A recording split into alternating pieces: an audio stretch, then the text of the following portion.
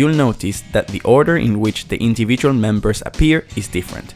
That's because the statue depicts where the band would have been on stage, with Paul and George next to each other, Ringo slightly behind, and John on the right. What's up everyone, my name is Augustine, I'm a musician and a massive fan of the Beatles, and this YouTube channel is dedicated to my favorite band, the Beatles of course, so if you love them as much as I do, make sure you subscribe and you check out my other videos because you're definitely gonna find them interesting. So I'm here in Liverpool, England. I came all the way from London just for the International Beatle Week, so I'm gonna show you in a different video all the different events that I've been going to in the Cavern Club and the Adelphi Hotel. There's Beatles tribute bands and lots of different things going on. So yes, I'm gonna show you in a separate video. But in today's video, I'm gonna show you all the Beatles statues here in Liverpool. Okay, maybe not all the statues, maybe I'm missing 1 or 2 or 3, even 4. So I don't want any angry comments saying, oh, you missed this one or that one, you know, really, okay, just chill. I'm gonna show you some of the statues here. And we're gonna start with the newest statue actually, which is Brian Epstein's statue here in Liverpool city centre. On the 27th of August 2022, on the 55th anniversary of his death, hundreds of people gather in Liverpool city centre for the unveiling of the new Brian Epstein statue.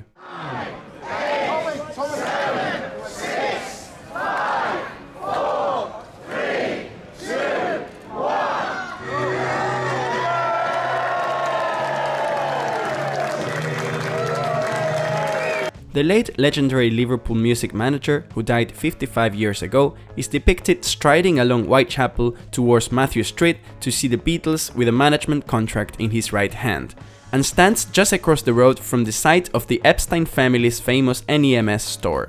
It was from NEMS on November 9, 1961 that the 27-year-old Epstein set out to watch a band play a lunchtime session at the Cavern Club. The band was called the Beatles, and in January 1962 they would go on to sign a management contract with a young businessman. The statue was sculpted by Andy Edwards, also responsible for the Fab Four statue of John, Paul, George and Ringo at the Liverpool Pier Head. Okay, so we're here in Matthew Street and this is the original entrance of the Cavern Club. I say the original entrance because it was closed and then they reopened kind of next door, a few meters from here. But the reason why I'm here is because right there we're gonna find the first Beatles statue in Liverpool. It says 4 lads who shook the world. You might be thinking, what the hell, that's not the Beatles. But yeah, actually it's the Virgin Mary holding 3 babies and they're supposed to be the Beatles because they're like Liverpool's children or something. And then next to them you're gonna find another baby, like a little angel baby. Which is supposed to be John, I believe, or I think originally it was meant to be Paul. Okay, I'm gonna do some research and I'm gonna let you know. Unveiled in 1974, Liverpool's first statue to commemorate the Beatles was on Matthew Street. Created by Arthur Dooley, who often sculpted religious pieces, including artwork in both Liverpool cathedrals, the Madonna represents Liverpool as the mother city. She holds 3 babies to symbolize John, George and Ringo. However, at first there was a 4th baby with wings, representing Paul, originally situated to the left of the Madonna. It was stolen in 1975, subsequently turning up 30 years later, added later after John Lennon's death in 1980, is a baby holding a guitar inscribed with the words "Lennon lives." Okay, so I'm here next to John Lennon's statue in Matthew Street, very close to the Cavern Club. Sculpted by David Webster and unveiled in January 1997, shortly afterwards the statue was moved a few meters from its original location. The hairstyle has also changed. Originally, John had a quiff, which would be in keeping with the clothes and stance from the rock and roll album cover picture. It was changed to a mop top, assumably to make him more recognizable to the casual fan. As a result, it's hard to see the statue without a crowd of fans waiting to have their photo taken next to John. Okay, now I'm right outside the Hard Day's Night Hotel. It's a Beatles-inspired hotel in Liverpool city centre, very close to the Cavern Club. And actually I stayed here last year. I made a video showing you the hotel and my room. Everything is about the Beatles. So if you want to check it out, I'm going to link it somewhere in the description. So yes, the reason why we're here is because there is statues of the 4 Beatles as well. The Hard Day's Night Hotel opened in 2008, Liverpool's capital of culture year. It is also the first Beatle-themed hotel in the world. Statues of the individual Beatles were commissioned during its refurbishment. David Webster, who had previously sculpted the John Lennon statue on Matthew Street, was chosen to create them. All the statues appear to be representing the Beatles post-breakup. Accordingly, George Harrison is shown around the time of the concert for Bangladesh, John Lennon in New York, Paul McCartney in his Wings period, and Ringo Starr at around the same time. The Hard Day's Night Hotel is on North John Street, just around the corner from the Cavern Club and Matthew Street. Okay, we are still very close to the Cavern Club, and I'm sitting here in a bench next to Eleanor Rigby. How are you feeling today, Mrs. Rigby? Lonely? Tommy Steele, an acclaimed singer, actor and entertainer, sculpted his interpretation of Eleanor Rigby. Unveiled on the 3rd of December 1982 by the sculptor, who explained he had placed a number of objects inside the figure so she would be full of magical properties. They were an adventure book for excitement, a page from the Bible for spiritual guidance, a clover leaf for good luck, a pair of football boots for action, and a sonnet for love. You can find Eleanor Rigby on Stanley Street by the Met Quarter just opposite Matthew Street. So we are here outside the Liverpool Institute of Performing Arts. This institute was founded by Paul McCartney in 1996, and he comes every year for the students' graduations. This statue is called A Case History, and there are guitar cases representing Paul McCartney and George Harrison because they both attended the Liverpool Institute. There's also a guitar case representing Stuart Sutcliffe, and there's a package of acorns representing John Lennon. John Lennon and Stuart Sutcliffe attended the Liverpool Arts College. This is the Liverpool Institute of Performing Arts, but it used to be the Liverpool Institute and the Liverpool Arts College. Situated outside of the Liverpool Institute of Performing Arts, there are several pile cases, guitar cases and travel chests representing the history, people and institutions of the area. John King won an international competition with his proposal for A Case History.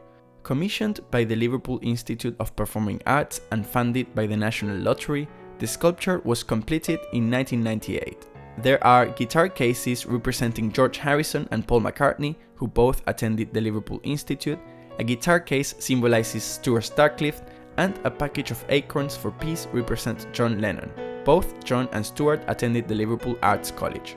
In total, there are 27 people and institutions depicted by labels on the concrete cast items of luggage. You can see the board with all the marked cases on the perimeter fence of the Liverpool Institute of Performing Arts. So we are outside the Rubber Soul pub in Matthew Street, very close to the Cavern Club, and here we're gonna find many different Beatles statues.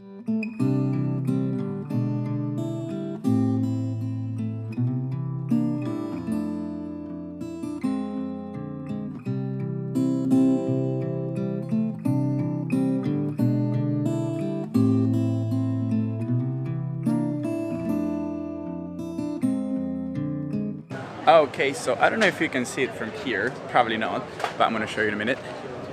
We are outside another one of the Beatles statues in Liverpool. This one is called From Us to You, and it's above the entrance of the Beatles shop in Matthew Street.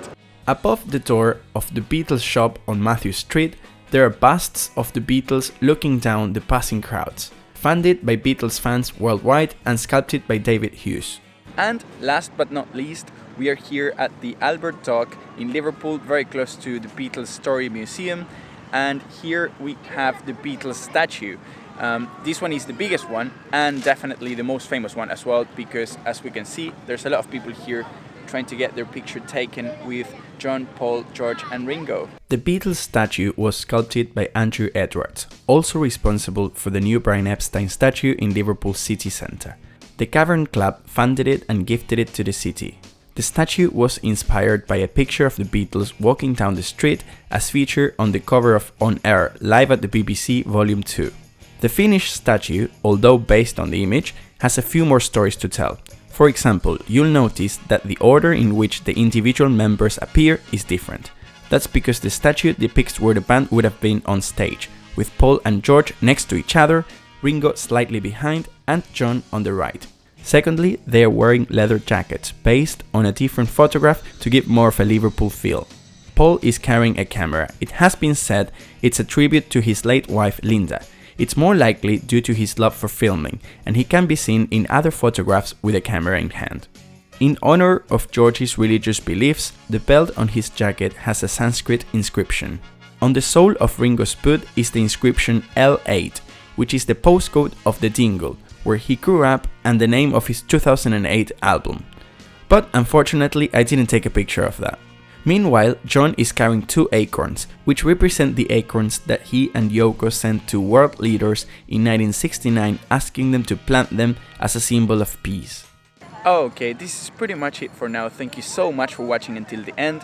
If you like this video, please give it a thumbs up. You can also follow me on Instagram or Facebook. And the most important thing is, if you enjoy this content, make sure you subscribe to this YouTube channel and you check out my other videos, because I've got many videos visiting very famous Beatles locations in London and Liverpool, like for example Paul McCartney's house in London, all the Beatles' childhood homes here in Liverpool, Abbey Road Studios, you name it. So yes, don't forget to subscribe to this channel and check out the rest of the videos. Thank you very much for watching until the end. See you next time. Bye. Well, I'm afraid that's us run out of time. Oh, I'm really okay. sorry. Oh, So, Bye everyone. thank you very much. Thank you.